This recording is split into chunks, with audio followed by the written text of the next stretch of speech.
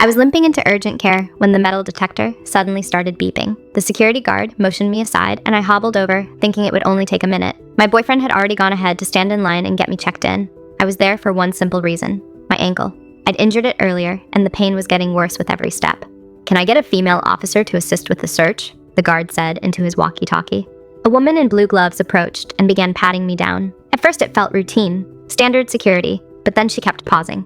Around my hips, my sides, my shoulders, her hands rested lightly on my arms. "Are you here willingly today?" she asked quietly. I blinked. "What?" "Yes, I just need my ankle looked at." She didn't answer my confusion. She didn't even look away. "Is everything okay with your boyfriend?" Before I could respond, my phone rang, his name flashing across the screen. He was probably wondering what was taking so long. The officer gently took the phone from my hand and slipped it into her pocket. "This is a safe space," she said softly. "You can talk to us."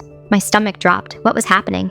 "My ankle really hurts," I said weakly. "I just need treatment." But they were already escorting me down the hallway, into a room labeled Private Room 1. My heart was pounding.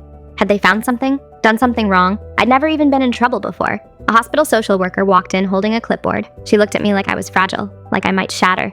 "Who brought you in today?" she asked gently.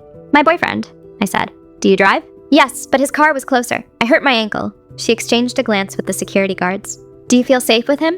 Now I was scared for real. "Yes, of course. I fell during cheer practice, that's it." Then I noticed movement through the small window in the door. A nurse, police officers, coming straight toward me. The nurse entered with one officer. Another stayed outside.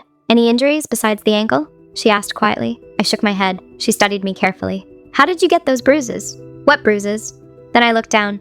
My knees were dark purple. "Oh, those. I was learning a new trick at practice," I said casually. "That's how I fell." The room went tense. The nurse looked alarmed. The officer whispered into his radio. Everyone suddenly looked at me like something terrible had happened. Then I saw through the window. My boyfriend, surrounded by police, his hands behind his back. They were arresting him. "No, wait, that's not right!" I panicked, trying to jump off the table, despite my ankle screaming in pain. The nurse held me down gently, but firmly. "He's the sweetest person ever," I cried. "Please stay calm, Nick," the officer said.